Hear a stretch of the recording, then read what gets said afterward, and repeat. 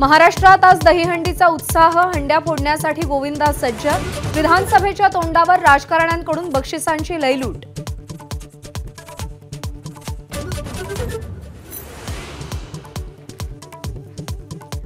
मुंबईतील जय जवान गोविंदा पथकाकडून 9 थरांची सलामी।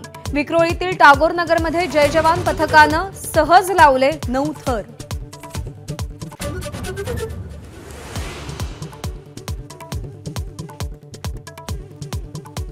सिंधुदुर्गातील राजकोट किल्ल्यावरील शिवरायांचा पुतळा 8 महिन्यातच कोसळला। शिल्पकार आणि स्ट्रक्चरल कन्सल्टंट विरोधात गुन्हा दाखल।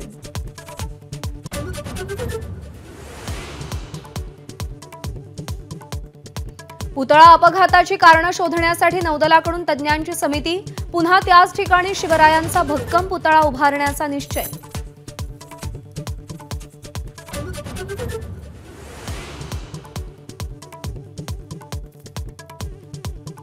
काँग्रेसचं आज राज्यभर आंदोलन। राजकोट किल्ल्यावरील शिवरायांच्या पुतळ्याच्या कामात भ्रष्टाचार झाल्याचा आरोप।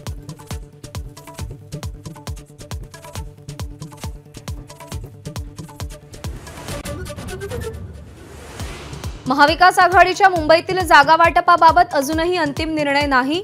2019च्या जिंकलेल्या जागांव्यतिरिक्त इतर 16 जागांवर रस्सीखेच। तिन्ही पक्षांमध्ये चर्चा सुरू।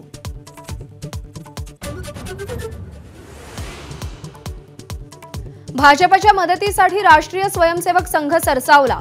विधानसभा मतदारसंघात समन्वयकांची नियुक्ती।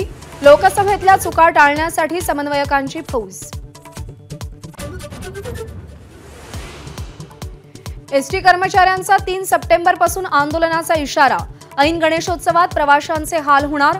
प्रलंबित मागण्यांसाठी एसटी कर्मचाऱ्यांचं आंदोलन।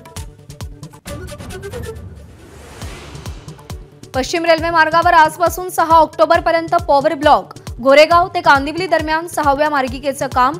600 ते 700 फेऱ्या रद्द।